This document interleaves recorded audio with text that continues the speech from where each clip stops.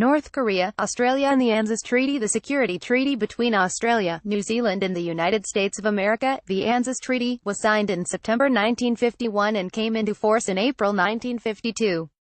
The treaty was one of a network of security treaties entered into by the U.S. covering the Pacific, including bilateral agreements with the Philippines, Japan, Korea and the Republic of China, as well as the Southeast Asia Collective DefenseTreaty.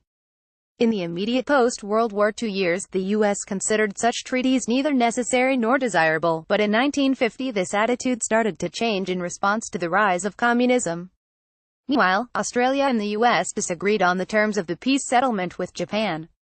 The U.S. saw Japan as a potential bulwark against communist expansion and therefore favored a soft peace treaty, enabling Japan to recover economically as quickly as possible.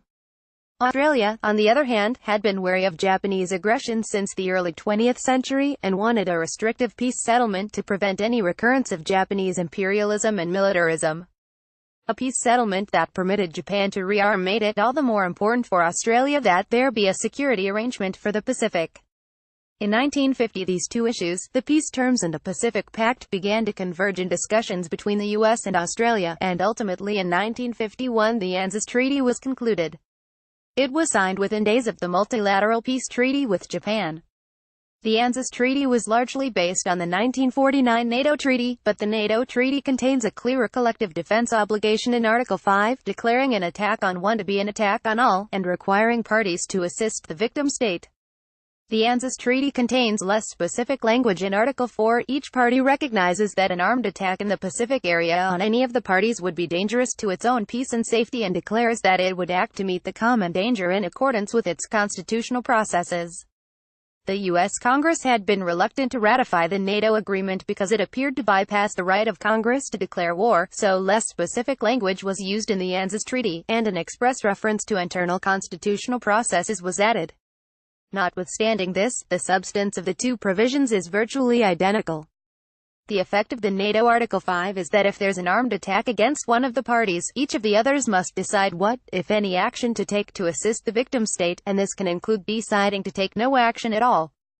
The effect of the ANZUS Article 4 is that if there's an armed attack against one of the parties, the others must take action. Both provisions leave it to the individual states to determine what action to take, ranging from no action, NATO, or minimal action, ANZUS, through to armed force. The obligation to act arises only if there's an armed attack. The International Court of Justice has affirmed in several cases that an armed attack is more than just any use of force. It must be of sufficient scale and effect to amount to the most grave use of force. The attack must be in the Pacific area, which isn't defined. Some guidance is given in Article 5, which specifies that Article 4 applies to an armed attack on the metropolitan territory of any of the parties, or on the island territories under its jurisdiction in the Pacific, or on its armed forces, public vessels or aircraft in the Pacific.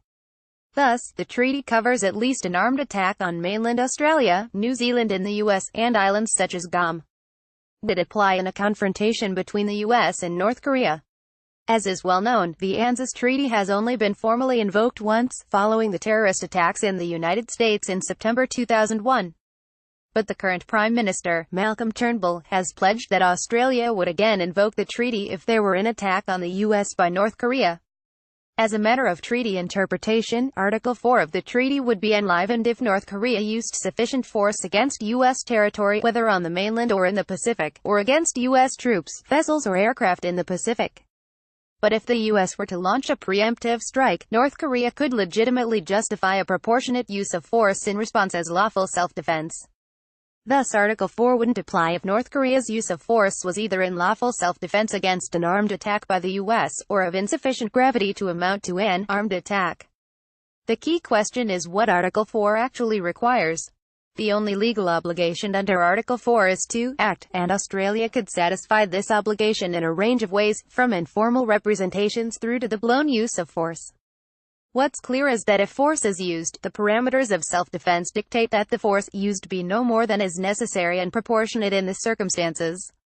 Quite what that might entail in a nuclear conflict is impossible to assess in advance.